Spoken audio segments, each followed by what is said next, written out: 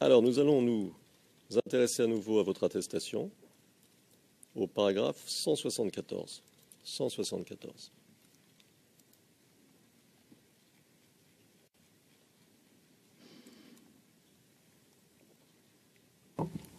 Monsieur Altit, le greffe serait reconnaissant d'avoir les IRN page, ça nous éviterait de chercher Bien le sûr, paragraphe. pardon. Je vous remercie.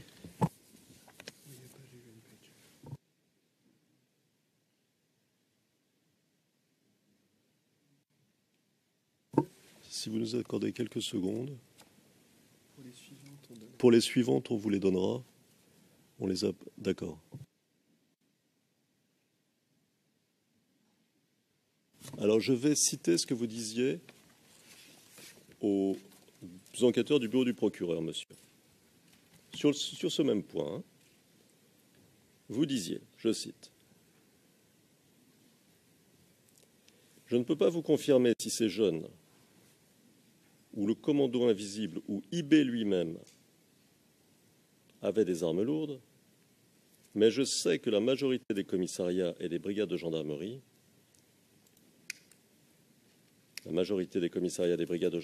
ont été attaqués et les armes ont été prises de ces endroits-là. » Et ensuite, vous dites, tout le monde sait que les armes de la police et des brigades de gendarmerie ne sont pas des armes lourdes, donc s'ils en avaient, je ne saurais pas d'où venaient ces armes. Fin de citation.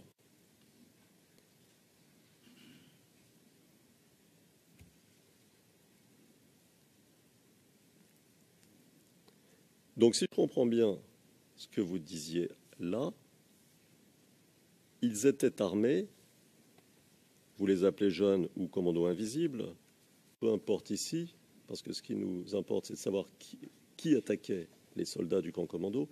Ils étaient armés de matériel comme des kalachnikovs et des choses comme ça. Est-ce que c'est ça? Oui. D'accord.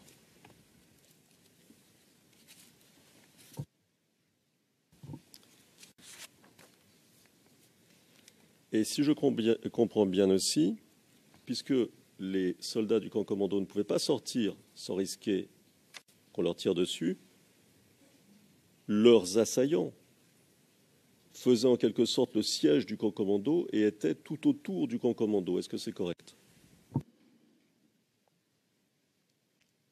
Au fait, les jeunes, vous voyez, le camp commando est, je ne sais pas, encadré par des habitations à Bobo. Donc, s'il y a des jeunes qui se sentaient concernés, s'il avait soit une arme, mais chacun fait sa sécurité. Parce que les FDS aussi, vous ne m'avez pas posé la question.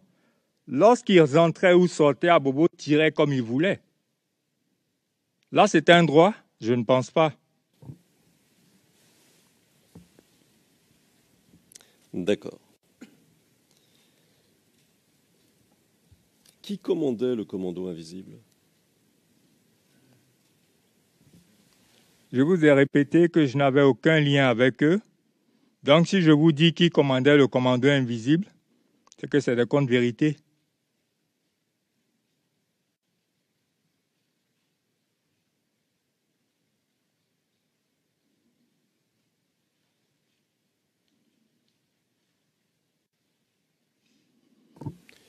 Vous vous souvenez, monsieur, du passage que je viens de vous lire, au paragraphe 174 de votre déclaration? Vous-même, vous avez mentionné IB. Pouvez-vous nous dire qui était IB?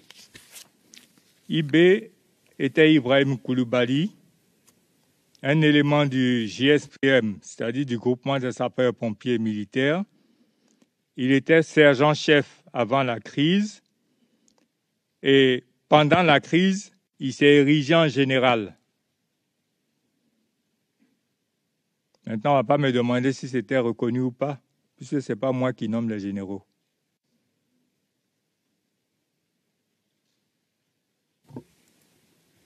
D'accord. Alors, vous nous avez expliqué votre mission au camp commando. Et je voudrais que vous nous aidiez à mieux comprendre. Lorsque vous êtes parti en mission Cocommando, vous êtes sous les ordres, sous l'ombrelle en quelque sorte de votre hiérarchie, ou bien vous recevez des ordres du responsable du camp commando. En clair, lorsque vous êtes au camp commando, à qui obéissez-vous? Quand je suis au camp commando, j'obéis au chef qui est au camp commando.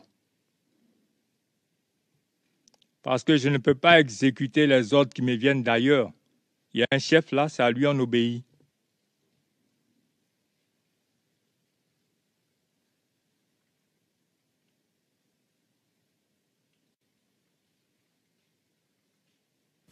Alors, d'accord. Donc, lorsque vous êtes au camp commando, les instructions, vous les recevez du responsable du camp commando, du chef du camp commando, c'est ça? Affirmatif. D'accord. Et quand vous partez en mission au camp commando, est-ce que vous avez un ordre de mission de votre hiérarchie du BASA? C'est un peu ça le charme. Dans mon armée, pour avoir un ordre écrit, je ne sais pas combien de temps il faut mettre. Souvent même, ça n'existe pas. Tout le temps, toutes les missions que j'ai faites, seulement quand je quitte peut-être Abidjan pour une localité telle que Yamoussoukro et autres, là j'avais un ordre de mission. Mais quand c'était au sein d'Abidjan, aucun chef ne peut me dire que lui, il a donné un ordre de mission à son élément. Moi, par contre, je n'ai jamais reçu cela. D'accord. Est-ce que vous ne deviez pas au moins faire un compte-rendu de votre mission à vos supérieurs du BASA après accomplissement de la mission? Après accomplissement de la mission, seulement quand il y a des incidents, on fait le compte-rendu de l'incident. Mais quand il n'y a pas d'incident, tu finis, tu descends, tu t'en vas. Au fait, tu restes en caserne, puisqu'en ce moment, on était consigné. D'accord. Et vous avez fait un compte-rendu à propos de cette mission particulière, ou bien il n'y a pas eu d'incident et pas besoin de compte-rendu? Quand j'étais à Bobo, à mon retour, on me traitait plutôt d'assaillant. Est-ce qu'il fallait encore aller provoquer? Je ne pense pas. Il était mieux de rester dans mon coin.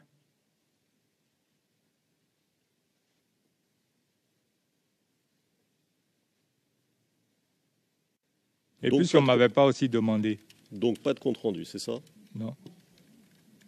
Alors pour les besoins de l'enregistrement, le témoin a dit non.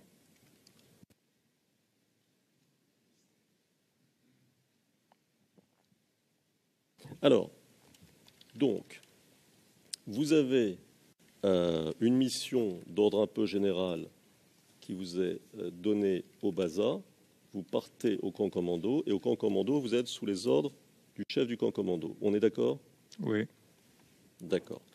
Et donc, ça veut dire, si je comprends bien, que vous pouviez recevoir d'autres missions lorsque vous étiez présent au camp commando, sans que votre hiérarchie du BASA le sache, puisque le chef du camp commando, il peut vous dire « Ah, il faut aussi faire ça et ça ». On est d'accord? Oui. D'accord.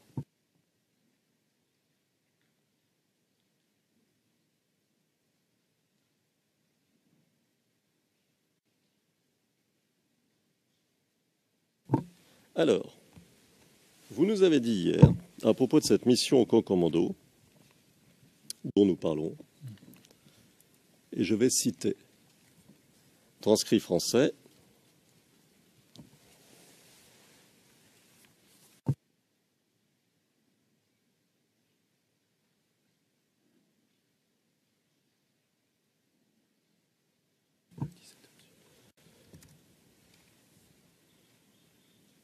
je vais vous dire ce que vous avez dit, ne vous inquiétez pas.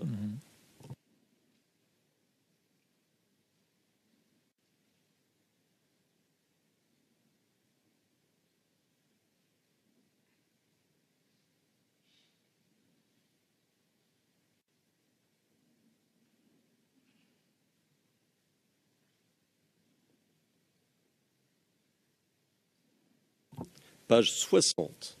ligne 10, et je cite.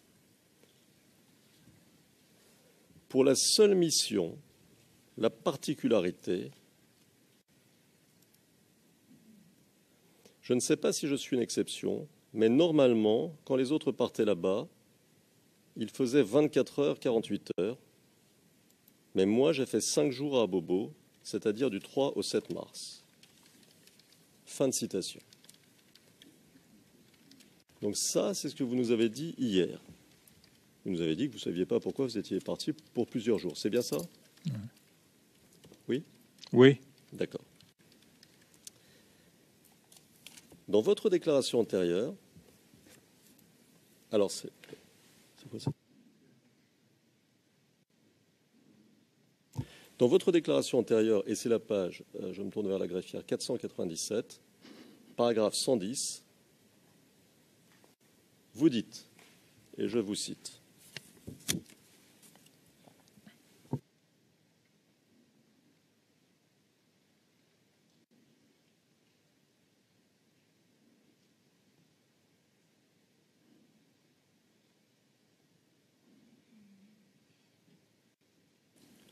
j'attends que les interprètes soient prêts, monsieur, ne vous inquiétez pas. Alors, vous dites, dans votre déclaration antérieure, aux enquêteurs, vous dites, et je cite, « J'ai fait 4 à 5 jours dans le camp parce que les autres qui venaient pour la relève n'arrivaient pas,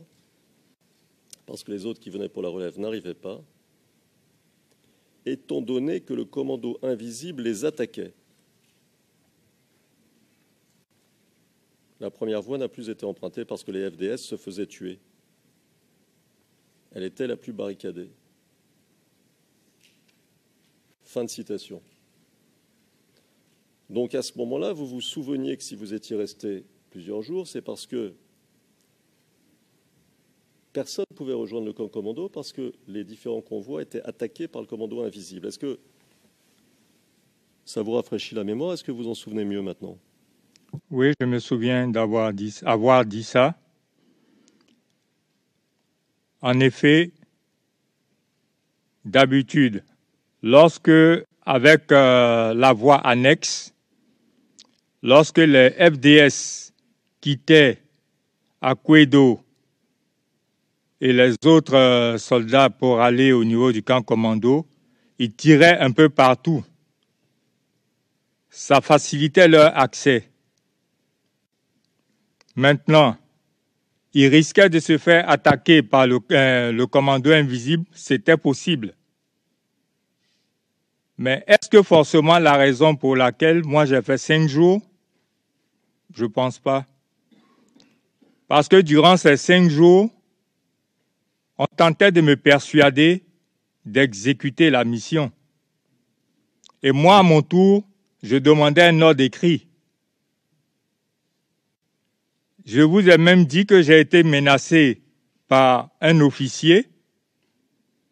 Et à la suite, à ma grande surprise, il m'a fait comprendre que nous venions de la même région.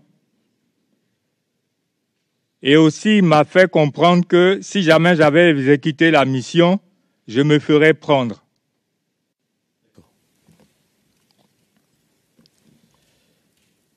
Encore une fois, monsieur, vous nous avez, je crois, déjà dit tout cela. Si vous pouviez répondre très précisément à mes questions, ça nous permettrait d'avancer plus vite.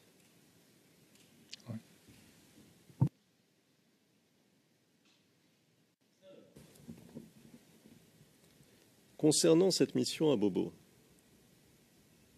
vous nous avez dit hier avoir reçu des instructions du colonel Dadi quelques jours avant votre départ au camp commando.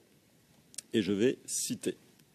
C'est page 66, transcrit français, ligne 1. À la question posée par la représentante de l'accusation, je cite, « Vous êtes allé à camp commando avec quel objectif, avec quel rôle précis ?» Vous répondez, je cite, « D'abord, avant d'aller au camp commando, le colonel Dadi m'avait dit, des jours préalables, que je partais pour chose. » Comment ça s'appelle? Tirer des 120 au niveau de chose. du carrefour Mérida-Bobo et, je suppose, parce que ce n'est pas très clair, du carrefour Ndautré. Fin de citation. Donc,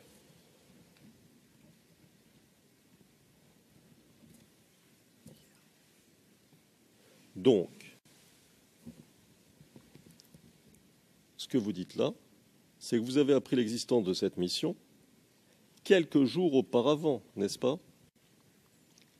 S'il vous plaît, c'est le même jour où je devrais partir qu'il m'a tenu informé. Sinon, ce n'est pas quelques jours avant, puisque c'était une mission brusque. Les missions auparavant se faisaient dans la matinée. Et de manière exceptionnelle, cette mission-là s'est faite dans l'après-midi.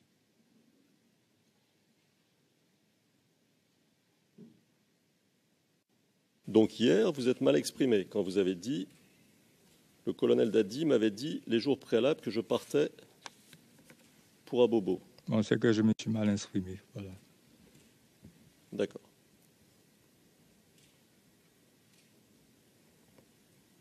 Et vous nous avez dit qu'il s'agissait d'un bombardement de 2 positions.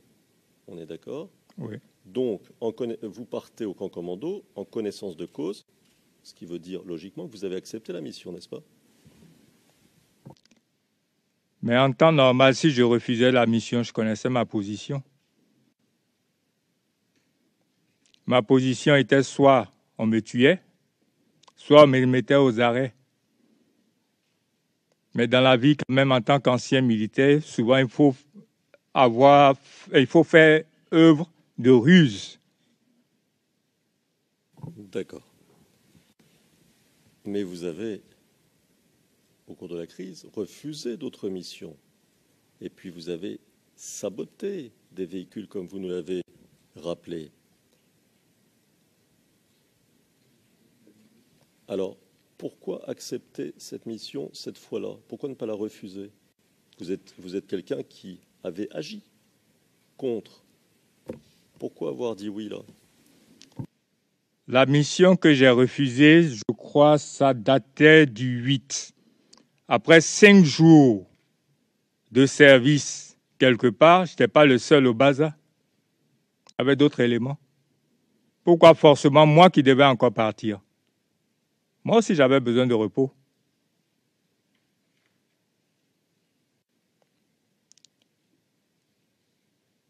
D'accord. Alors, dans votre attestation, au paragraphe 112, page 498, vous dites, et je cite, 097, pardon. Vous dites, et je cite, « Quand je suis arrivé au camp commando, on m'a dit que ma mission était de pilonner le carrefour de la Mérida-Bobo et le carrefour Ndautré. » Et vous précisez un peu plus loin, paragraphe 113, « C'est le commandant Niamke qui m'a demandé de bombarder ces 2 sites. » Fin de citation. Donc, selon ce que vous dites là, selon votre déclaration antérieure, vous n'avez appris quelle était votre mission qu'en arrivant au camp commando. Puisque vous dites, c'est le commandant Niamke qui m'a demandé de bombarder ces 2 sites. Est-ce que vous pouvez nous expliquer pourquoi maintenant vous dites que la mission vous aurait été donnée au bazar? En effet, au préalable, j'avais déjà échangé avec le colonel Dadi. Mais ça ne veut pas dire que dès que j'arrive, je outrepasse les ordres du chef de la position. Il n'y a que lui seul qui peut me dire « Prends tes mortiers, mets-les en batterie, voici la mission qui t'est assignée. » Et d'ailleurs, comme je vous l'ai dit, les ordres des missions écrits ne nous sont jamais donnés. Donc, si jamais il y avait situation quelconque, c'est parole contre parole. Et qui aurait eu raison? Moi C'est pas évident.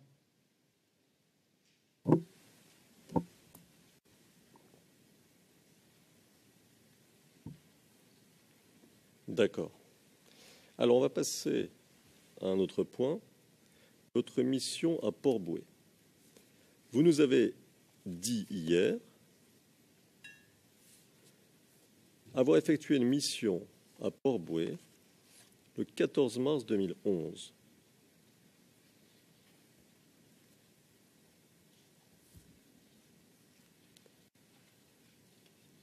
Vous avez précisé, j'ai été envoyé à Port-Bouët 2, Yopougon.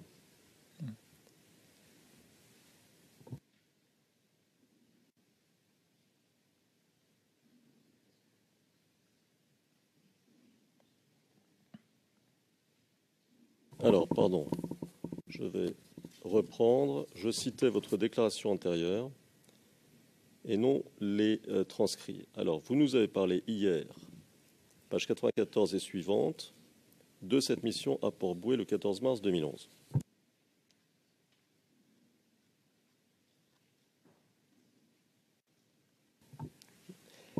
Et il ressort de ce que vous avez dit que vous n'aviez pas de mission précise. Alors, ma question est simple. Pourquoi vous n'avez pas demandé quelle était votre mission? D'abord, au préalable à la date du 8, j'avais refusé d'effectuer une mission. Je sais un peu comment j'ai été traité. Les injures venaient de partout. J'ai même été menacé par un officier du nom de Cabran. Ensuite, le 9, le colonel Dadi lui-même m'appelle à son bureau. Me dit, je vais t'envoyer en mission à Port-Bouët 2, mais quand tu seras là-bas, je vais te donner les consignes. Vouliez-vous que je lui dise non? Je ne pense pas à mon niveau, parce que c'était de risquer soit ma vie ou ma carrière. D'accord. Donc, vous ne saviez pas quelle était votre mission, mais vous partez. Alors, ma question, pourquoi ne lui avez-vous pas demandé un ordre écrit, comme vous l'aviez fait au camp commando le 3 mars? Mais puisque ça n'impliquait pas mes responsabilités pénales, lorsque vous tirez des obus de 120 sur une zone, vous connaissez un peu les dégâts que ça fait. Parce que l'obus, quand il tombe, il détruit sur un rayon de 300 mètres. Le diamètre est de 600 mètres. Le centre d'Abobo, c'est-à-dire, quand je dis centre d'Abobo, je vais parler de la mairie. La mairie a tout juste à côté un marché. Vous voulez que j'endosse toute cette responsabilité? Mais à Port-Bouët 2, il y avait quel risque? Seulement les miliciens qui étaient par chose qu'on appelle les patriotes qui étaient par-ci, par-là. Mais étant militaire, je pouvais les contourner jusqu'à là-bas. D'accord. Voilà. Mais je m'intéresse, moi, à la mission elle-même. Et s'il vous plaît, répondez bien aux questions. Il me semble avoir compris de ce que vous avez dit qu'il y avait un tableau de service au bazar, n'est-ce pas? Oui. Oui. Bon. Donc votre mission, elle est sur le tableau de service? Non. D'accord. Vous partez à Port-Bouët comment? Par quel moyen de locomotion vous y allez? Il y avait le lieutenant Assis qui partait à la Maca. Et celui-là m'a déposé à la GESCO. Et de la GESCO jusqu'à Nanéré, où j'habitais, je l'ai fait à pied. Tout seul? Tout seul. En uniforme? En ce moment-là, qui allait se promener en uniforme? J'étais en tenue civile. Et il m'a même demandé de partir en tenue civile, chose que je n'ai pas mentionnée. Pourquoi on ne pouvait pas se promener en uniforme? Bon, en ce moment-là, on risquait beaucoup de choses. Les promenades en uniforme, dans l'armée même, se promener en uniforme, le plus souvent, il faut être soit un binôme ou un trinôme. Ça sécurise plus ta personne. Tu es tout seul en uniforme en train de trimballer dans la rue, dans un moment où il y a beaucoup d'exactions. Et si tu reçois quelque chose, qui en est responsable? Si tu reçois quoi, une balle? Bon, ça peut être une balle, ça peut être un coup de machette, ça peut être un coup de bâton, ça peut être des cailloux. D'accord. C'était habituel, une mission donnée à un homme seul? Particulièrement à cette période-là, je peux dire que ça m'avait beaucoup surpris, mais je vais vous dire aussi que j'avais envie de voir ma famille, parce que les coups de fil ne suffisaient pas. Et j'avais aussi besoin de dire à ma femme de quitter la zone. Et puisque je sais qu'il y avait la possibilité de mettre les téléphones sur écoute, donc si je devais le faire, peut-être que ma présence physique était meilleure pour protéger ma famille aussi. Puisque ma famille habitait à Nanéré. À Nanéré, c'est un quartier voisin de Port-Boué 2. D'accord. Donc en fait, quand vous arrivez à Port-Boué, vous allez directement voir votre famille, c'est ça? D'abord, je vais voir ma famille.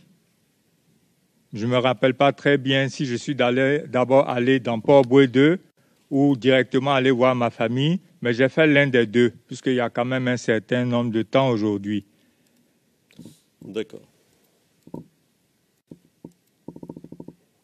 Alors vous dites dans votre attestation,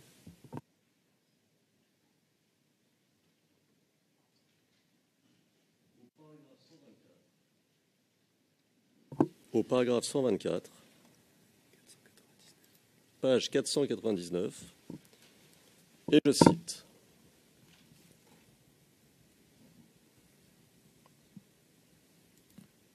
le quartier Port-Boué 2 m'était favorable parce que c'est un quartier habité majoritairement de nordistes, précisément des Dioula, donc je ne risquais rien. Fermez les guillemets.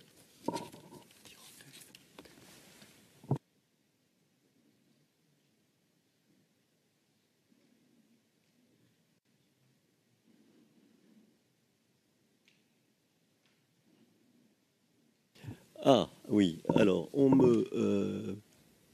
me dit qu'en effet ce serait bien de passer la page suivante parce que le bout du paragraphe que j'ai lu se trouve à la page suivante.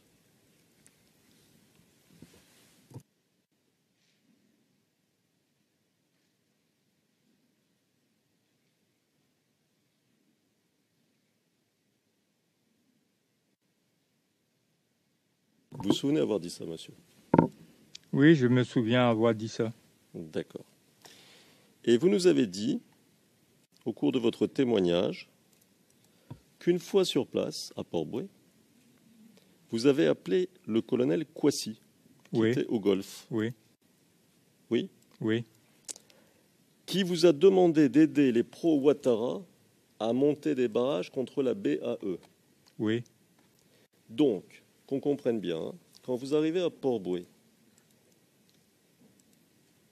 non seulement vous ne remplissez pas la mission que votre chef militaire vous a donnée parce que vous l'ignorez, en réalité, mais vous allez, vous demandez vos ordres au colonel Kouassi qui est au Golfe, il vous dit, il faut aider les pro-Ouattara à monter des barrages pour empêcher les mouvements de la BAE. C'est ça? Oui.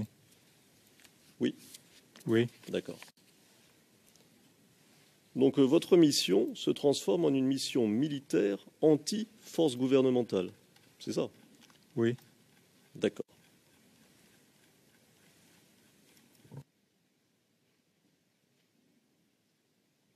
Alors, vous nous avez dit hier, page 94, ligne 18 des transcrits. Je vais vous dire. Ah, je vous suis. Je cite ce que vous avez dit. Je suis parti me mettre là-bas et, à ma grande surprise, dès qu'il a fini d'échanger avec moi, j'ai vu venir les gendarmes vers la COPEC, qui venaient dans ma direction et vers l'entête. Il y avait l'élément de la BAE, et ceux-là m'ont pris en chasse. Oui. J'ai compris que Dadi voulait m'éliminer, Oui. et il fallait partir.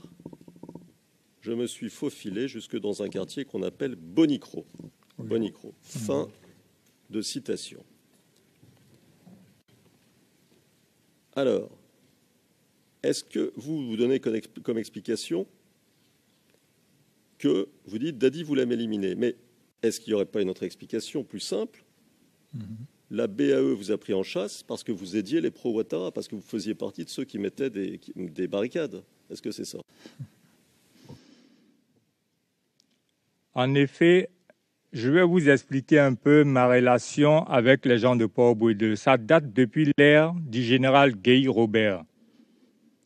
Il était dit à un certain temps, ce que je vais dire va prendre juste 1 ou 2 minutes, voilà, pas plus. À un certain temps, il y avait un quartier qu'on appelait quartier CIE et puis le quartier Port-Bouedeux. En effet, il y a des gens qui spéculaient comme ça des informations disant que les djoulas de Port-Bouedeux veulent attaquer les jeunes de quartier CIE et les jeunes de quartier CIE veulent attaquer les jeunes de Port-Bouedeux. Alors, habitant moi-même à Port-Bouedeux, au Nouveau Marché, je me sentais immédiatement concerné. Étant dans la zone, j'ai approché les jeunes djoulas de Port-Bouedeux, puisque moi-même je faisais du Shotokan à ce moment-là, dans ce quartier, avec un maître du nom de Koné, qui était mon maître de Shotokan. Donc à partir de là, je suis rentré en contact avec les gens de Port-Bouedeux. Et nous sommes allés ensemble voir les gens de quartier Énergie pour éviter qu'il y ait affrontement entre les deux quartiers. En effet, c'était des rumeurs qui allaient apporter un affrontement. Ça veut dire que je connais des gens à Port-Bouedeux. Et moi-même, pour avoir habité le quartier pendant un long moment, je connais parfaitement Port-Bouedeux. Beaucoup de jeunes me connaissent à Port-Bouedeux. Et lorsque vous aidez peut-être un quartier à éviter ce genre de conflit, vous voyez que vous êtes leur ami. Donc moi, je pouvais rentrer à Port-Bouedeux quelle que soit l'heure.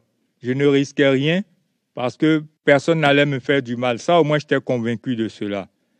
Maintenant, ma mission à Port-Bouedeux, si vous retournez bien sur votre document, vous allez voir qu'il a commencé du 9 au 14. Ma mission à Port-Bouedeux. Et c'est aux environs du 14 que le colonel Dadi m'a appelé. D'abord, quand je tentais de le joindre, ça ne passait pas. Après, je suis rentré en contact avec le capitaine Goué et plus tard, le colonel Dadi m'a appelé.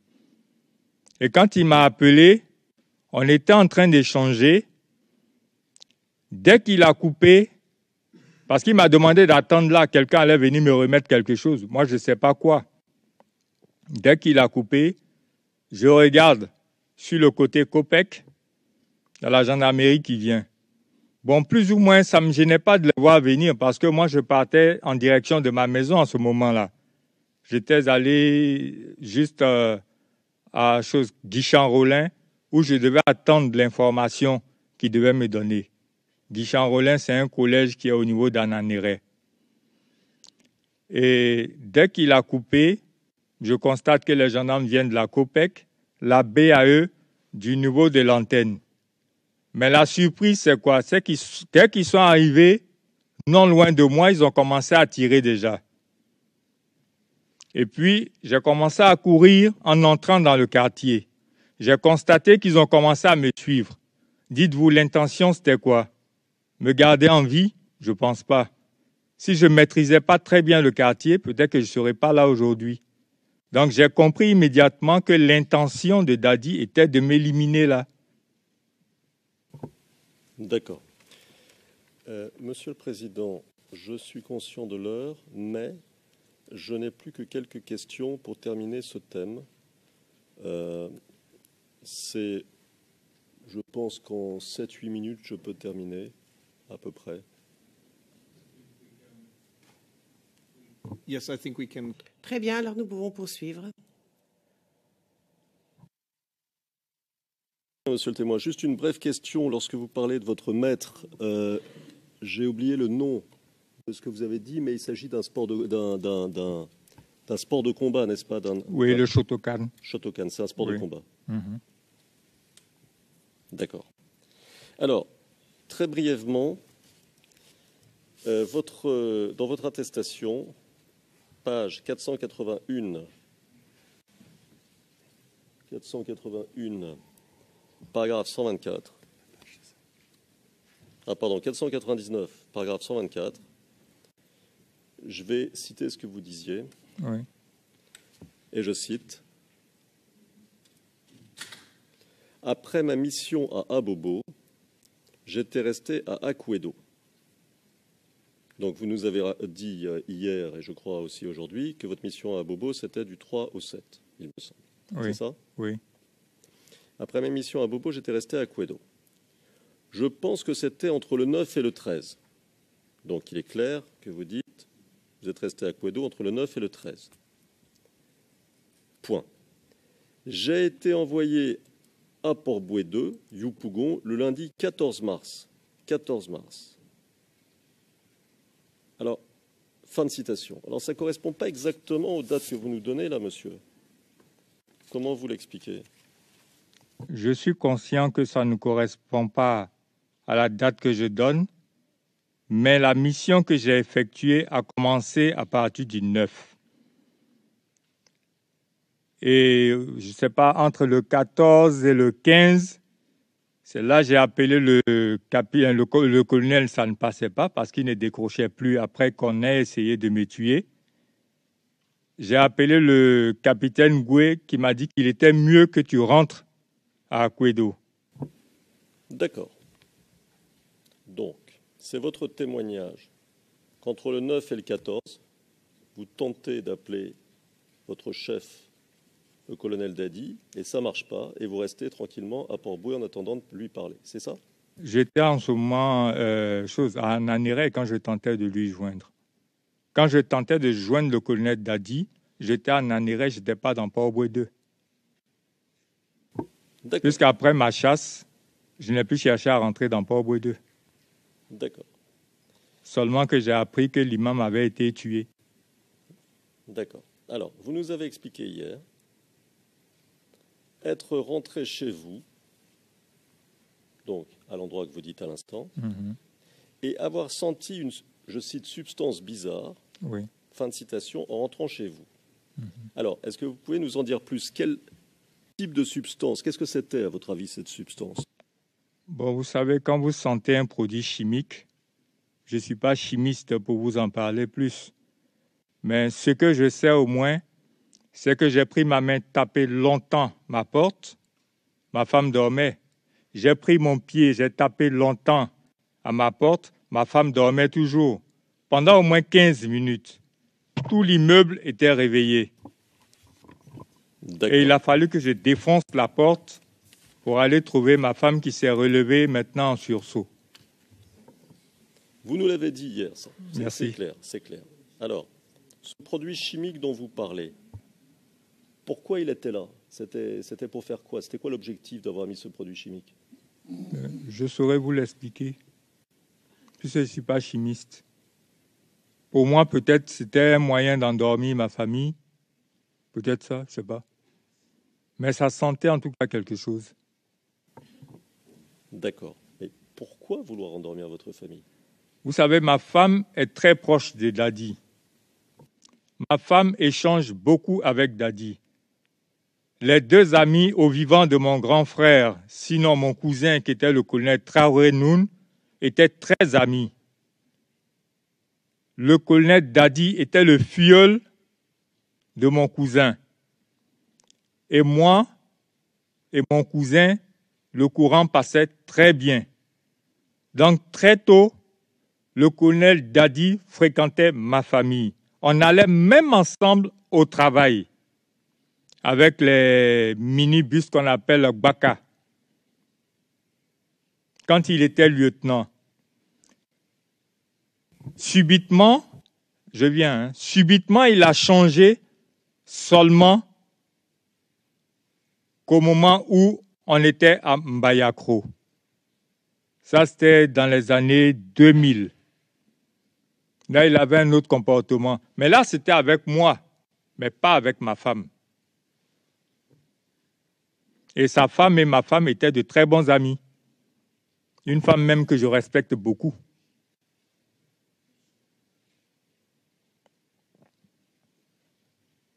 D'accord.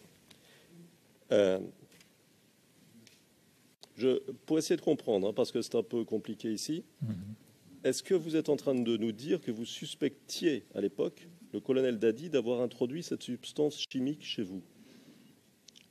Peut-être qu'il a envoyé quelqu'un, peut-être même que c'est lui-même qui l'a faite, puisque lui, il pouvait circuler librement à ce moment-là. Il avait un cortège pas possible. D'accord. Et cet appartement dont on parle ici, votre appartement, il appartenait à qui? Il appartenait au colonel Dadi. Donc vous étiez son locataire, c'est ça? Tout à fait. Est-ce que je peux vous poser une question simple? Est-ce que vous payiez régulièrement le loyer? Je suis sous bail, donc c'est l'armée qui paye mon loyer. Si l'armée a des arriérés avec lui, ça, c'est pas mon problème. Moi, j'habite la maison, je sais que l'État paye. Et dans mon pays, c'est comme ça que ça se passe. Donc, il n'y avait pas d'arriéré de logement entre moi et lui. Non. D'accord. Vous habitez toujours le même appartement aujourd'hui?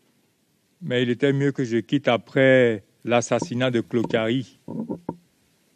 J'ai demandé comment on appelle comme affect. D'accord. Alors, vous nous avez expliqué que vous alliez construire des barricades et des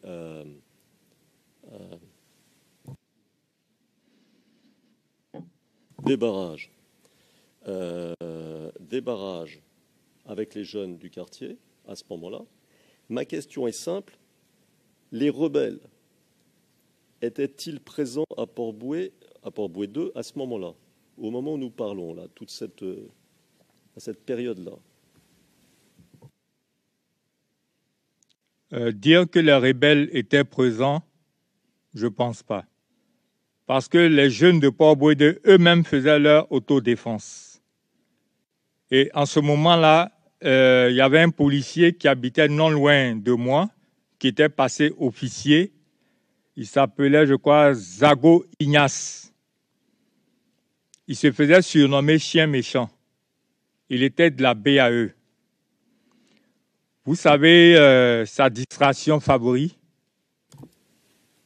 Monsieur, restons... Peut-être que vous ne voulez pas savoir ça. Non, restons à mes questions, parce qu'il y a une logique, si vous voulez, aux questions. Alors, ma question est simple. L'offensive des rebelles à Port-Bouët 2 n'a-t-elle pas commencé exactement le 14 mars 2011, au moment même où vous vous trouviez à Port-Bouët 2? En ce moment, on ne parlait pas de rebelles à Port-Bouët 2. Donc, je ne sais pas de quelle offensive vous parlez. Je vais la poser autrement, cette question. L'offensive des forces nouvelles à Port-Bouët 2 et de groupes associés, de groupes pro-Ouattara, si vous voulez, n'a-t-elle pas commencé le 14 mars 2011 à Port-Bouët 2? En ce moment, les forces nouvelles n'étaient pas encore à Abidjan, le 14 mars. Et des groupes associés? Des groupes associés, moi, ce que je sais, c'est que c'était les enfants de Port-Bouët 2, les jeunes de Port-Bouët 2 qui faisaient leur autodéfense. D'accord. Alors, vous nous avez dit qu'ensuite vous étiez retourné au Baza, c'est bien ça? Affirmatif. Alors, vous nous avez dit hier, vous nous avez dit aujourd'hui, et c'est ma dernière question, Monsieur le Président, vous nous avez dit hier, vous nous avez dit ce matin que Dadi voulait vous tuer. Il a envoyé des gendarmes, il a tenté peut-être d'empoisonner votre famille, etc., etc. Et vous retournez comme si de rien n'était au bazar. Ma question, pourquoi? Vous savez, dans notre pays, nous vivons de notre solde. Et nous vivons presque le jour le jour.